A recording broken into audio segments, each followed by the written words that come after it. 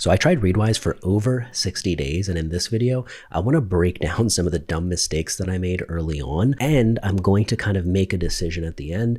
Is this worth it? Am I going to continue to keep my subscription? So let's start with what Readwise is. So it is an app that I first discovered when I was kind of integrating with another app that I was using. It was like a note-taking app, and it basically allowed me to integrate with Readwise. And so at first glance, I was like, oh, okay, this is similar to like an Instapaper where when you see articles and stuff, you can send it to this reader. But then I discovered, okay, no, this actually consolidates all of your highlights from, Kindle and things like that you've taken, and all your highlights ever, right? And it begins to kind of send you like a daily email reviewing some of those highlights, because how often do you actually resurface some of the older stuff that you have highlighted? So I was intrigued when I signed up for the free trial and I began getting these emails. Now, I will say that I did not actually sign up after that for probably a couple months. Now, in that between time, what happened is I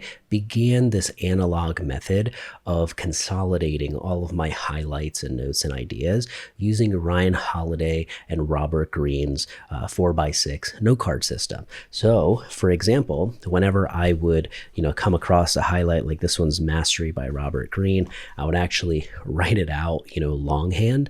And it does take much longer to do this, and especially when you are trying to maybe copy longer amounts of text, it's slower, right? But it is one of those things, it's a practice that I feel pretty connected to. I like taking the time to do it, and it gives me a very tactile feel, right? Like these cards are in your hands, and it makes these highlights kind of come alive. But the problem was when I first heard of Readwise, I was like, okay, this seems to be something mainly for Kindle. And I've kind of had, I've been reading for decades at this point, and I always have this battle between, reading the paper version and reading the Kindle version. And of course, when you are reading on Kindle, if that's your primary way of reading, then Readwise seems way more appealing up front because as you're making these highlights, it's constantly storing them in one consolidated place. And it made me kind of question if it would be worth it for me, because I've kind of gone into the direction of having more paper books again over just the digital version. And I kind of was thinking to myself like, oh, do I need to get the Kindle version of the book? Because I do that sometimes with books that I like a lot, just so I can kind of make the highlights and read it on the go. But the part that I completely overlooked was the fact that you can actually manually add highlights, right? And so if I read a physical book, nowadays what I do is the first stage of capturing it for me is the highlight. So I don't try to highlight and then, catalog it in the same session many times. I will do that in a separate session where I kind of just go through and catalog everything, whether that is putting it on a note card or putting it into Readwise. So anyways, then what I start to do is I try inputting one of these highlights into Readwise. You can actually put your camera on top of the book and it will scan the text. You can do it that way, or you can manually type it out. After a couple times of doing this, particularly for a book that I just finished that was full, it was like 200 plus pages. I had like 30 plus highlights, and it did take me some time to put it into Readwise. But as I was doing so, I was like, oh my gosh, this is the digital version of the Ryan Holiday and Robert Greene note card system that I've been looking for, because I had made my own digital version where it's just kind of a Notion database and I add things and tag them in there. But for me, it feels like the way that Readwise is, there are some things like, of course, you can't just treat it like a physical note card and connect ideas between each other, but the way that they have a highlights feed and you can see books from literally 10 years ago that you read and highlighted, and then something from 10 days ago, and then something from 10 months ago. It is this constant, I think David Senra from Founders Podcast called it like smart scrolling. And I totally agree with that. The highlights feed on mobile feels like a very smart social feed that you are getting smarter as you scroll, and you still get that same addictive feel of scrolling through it to find this new highlight, right?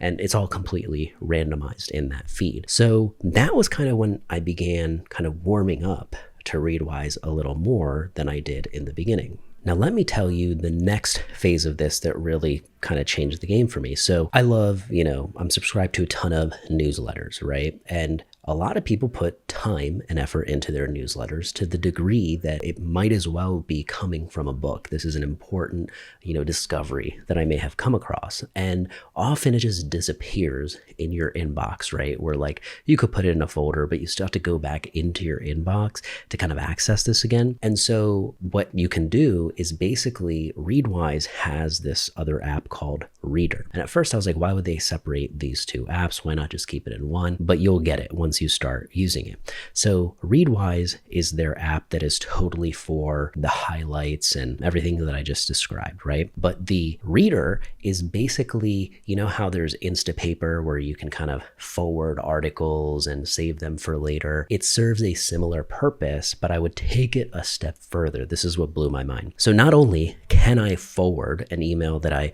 really like and it gets sent to my Reader feed or Reader library, and then I can kind of make highlights in that newsletter, so the parts that really stood out to me, and it will get saved into my Readwise along with all the books that I have. So just like you have highlights from books, you will have highlights from newsletters.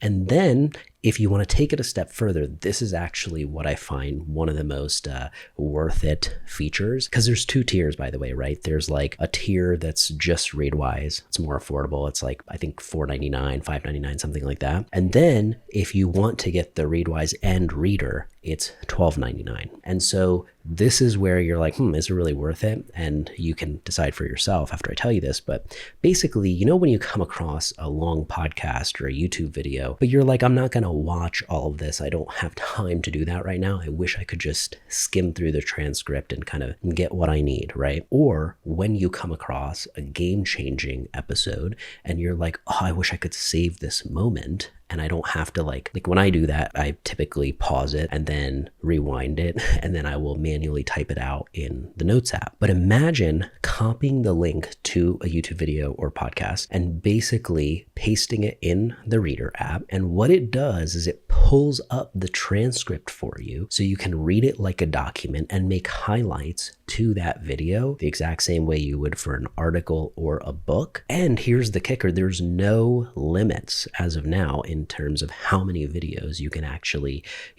put into the Reader app. Because if they were using transcription technology of their own, where they're coming up with the transcripts, this app would be way more expensive. And you would have a limit in terms of how many hours you could probably, put in here per month. But because the transcripts are being pulled from YouTube, right? And so as long as most videos have set their language as English or auto or whatever, YouTube does the expensive part of generating the transcript for that video. And then basically what Reader does is pulls that transcript, and it does it very quickly. Like an hour plus long episode, will get done in like 10 seconds. You don't even have to leave the app. Like it'll populate the whole thing within seconds. So that feature alone made it kind of be like, whoa, of course the highlights and all that stuff is great, but this feature alone is kind of something I've been waiting for. And I love that they have blended that. Now, coming back to why are Reader and Readwise two separate apps, I find that if they had blended them together, Readwise would not feel as beautiful and simplistic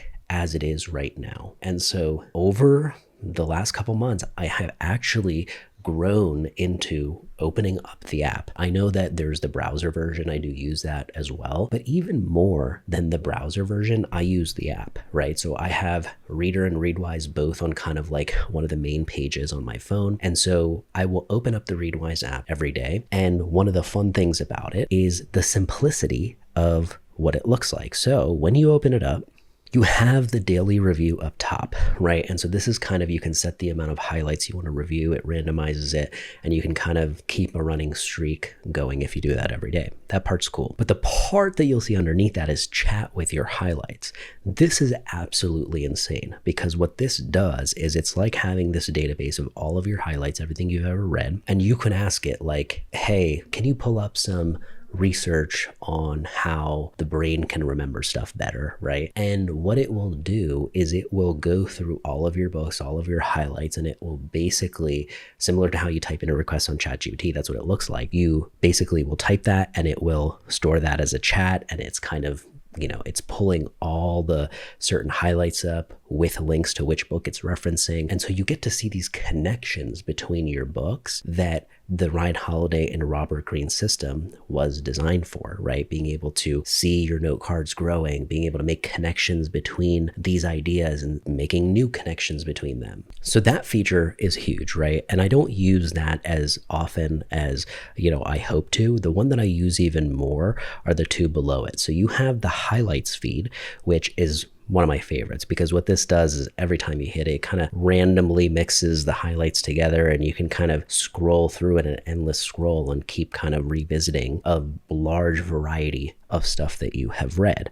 And then over time, as some of these pop up, what you can do is favorite them. So I love to do that because you can search and sort through your highlights based off tags, and favorites is a tag. So that's always nice to do. But the next thing that is a crazy useful feature for learning things faster, right, is the mastery feed. So the mastery feed is not going to show up for you until you basically add something to that. So an example of how you would do that is like, okay, let's say that I'm looking at a highlight, right? So let's say I'm looking at a highlight and I hit the master button at the bottom.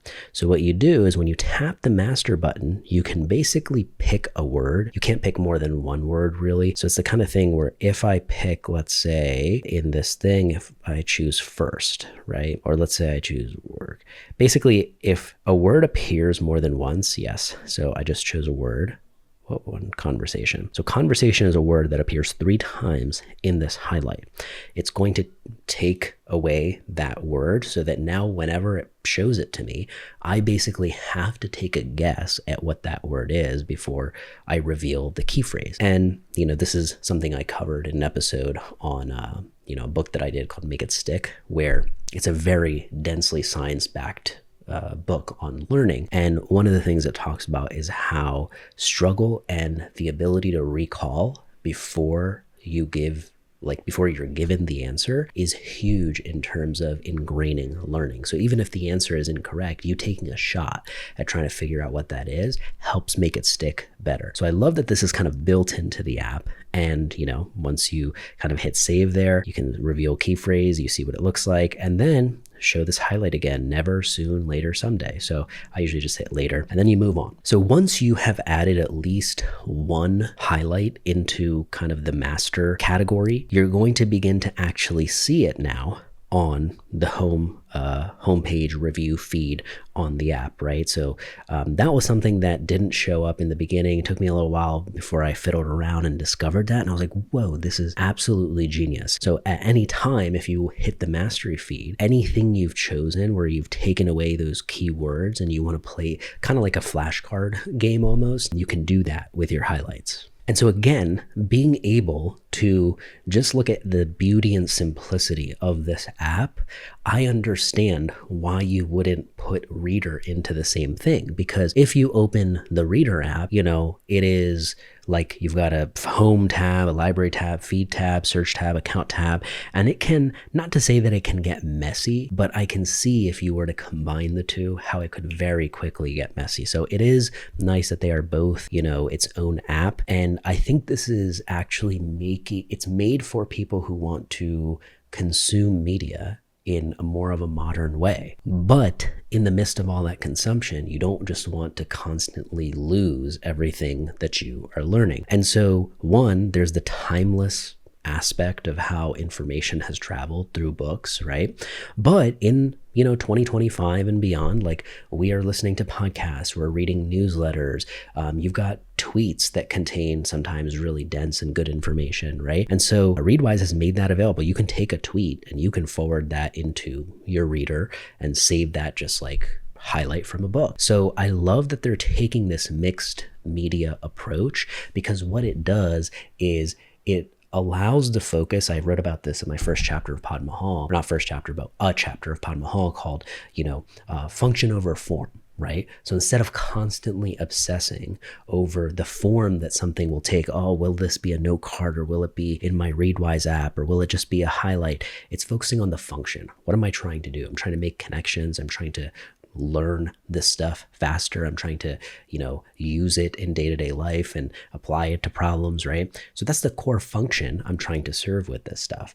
And I found that focusing on that allows me to let go of whether it is an app or whether it is, the analog system that I have come to love. And really, I've concluded what I'm going to do is use Readwise to basically continue to build out my library in this. So all my highlights will get uploaded. It'll be the digitized version of my note card system. And then I will basically continue to use the 4x6 note card method because I also find, again, that tactile feeling. I love that, right? And I love that I can actually put things in here that are beyond just highlights. So it doesn't have to be something I'm consuming. It might just be an idea I came up with, right? And similar to how it goes into my notes app to get cataloged, I like the fact that I can put it onto a note card. I can take the time to write it. So for me, it's become an extra layer of how I read, how I recall stuff versus something that is a complete replacement for a way of doing things, right? So that is something that I think put up some resistance to me using this in the first place, was like, I don't know if I want to transition to all Kindle stuff because it seems like you'll get the most out of it if you read on Kindle. Fully missing out on the fact, that's why they have the manual add highlights feature, right? So if you read in physical books, you can do it that way, or when you're reading on Kindle, you can do it that way. And so let's quickly talk about who this is actually for. Who is going to find that this is worth it? Because I can very easily see that if you used it like I did in the first 30 days, where it was like you used one of the features, you kind of barely used it, and you're like, I don't know if it's worth it, right? Then it's not for you. If you don't read in general that much, then there's not many highlights for you to be you have to capture highlights in the first place, right? And so if you find yourself to be a very voracious reader, I guess I would describe myself that way, then you're going to be able to look at this as a tool that evolves with how you are consuming stuff, right? So as you have come to consume, newsletters, and they are equally as valuable as insights that you might find in a book, being able to take advantage of and recall that information. I mean, I know for me it's valuable because I'm writing books and things like that, making content. But I do think that even if you don't do any of that, if you are reading in the first place, and it's not just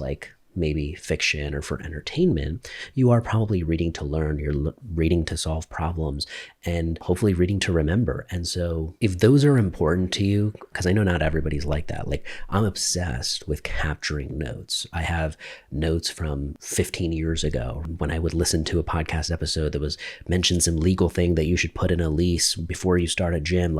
I would write that stuff down, right? I'm always capturing things that are interesting to me. And I think if you have that kind of habit, or you're trying to build that kind of habit, this app is something that was probably made for somebody like you. It is just an overwhelming yes once you start to actually use not even all the features. Even if you use one or two of them, in the beginning when I first discovered Readwise, I feel like I had just, in my mind, I saw it as this thing that emailed me every day and kind of mixed up my highlights.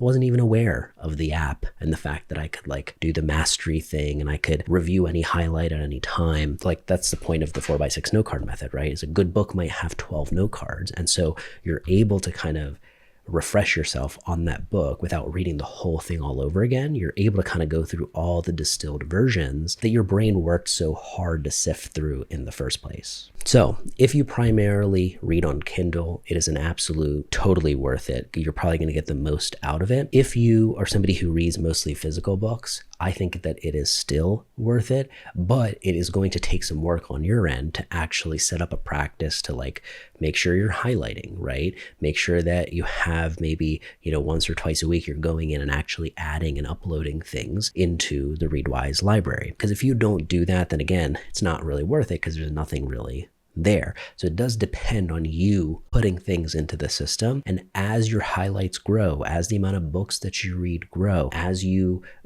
upload more and more, it becomes this more vast library that I think increases with value as it grows, right? So when you have 5 highlights, it's not nearly as valuable as when you have 500 or 5,000. So in short, I am honestly shocked that I used it like such an idiot in the beginning. I feel so glad that I actually stuck with it, because I remember I almost canceled it after the first 30 days. Like, I don't know if I'm using it, but I'm so glad that I gave it the extra shot and tried to actually use some of the features. And I know that everyone's reading habits are different, right? So I know that some people love using it mainly on the browser version versus I rarely open the browser version. I'm always using the app version on my phone. And I find myself, instead of like going into the Kindle app and beginning to like read and highlight things on my phone when I have a couple spare minutes, I'll go into the Readwise app and kind of sift through some of my highlights. So it's a great practice that I think you can get yourself addicted to that has some more positive effects than,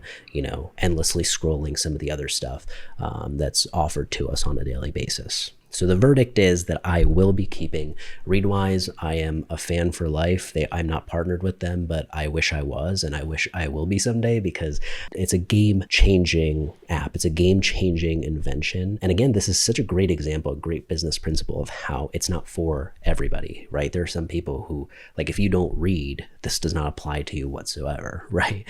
And then there are varying degrees of readers and people who will get something out of this, but it is so specific and solves this problem that, again, I had been envisioning, like, could I make a digital version of the 4x6 note card method? Maybe it'll be like Quizlet, and you can flip things around. And although Readwise does not have that yet, I can see how in the future they could very easily, if they wanted to, add features like that where it feels more like flashcards and things like that. But I don't think it needs to. I think it is pretty sufficient as is. And I think they offer a trial, so make sure to give it a whirl, and don't just use Readwise, but pair it with the Reader app and doing some of the things I mentioned with picking long videos that would normally take you weeks to consume, but you could skim through it in a couple minutes. So I hope this was useful. Make sure to like, subscribe wherever you're at, and leave a comment with what you thought. I would love to hear from you. Appreciate you taking the time and hanging out, and I will see you on the next one.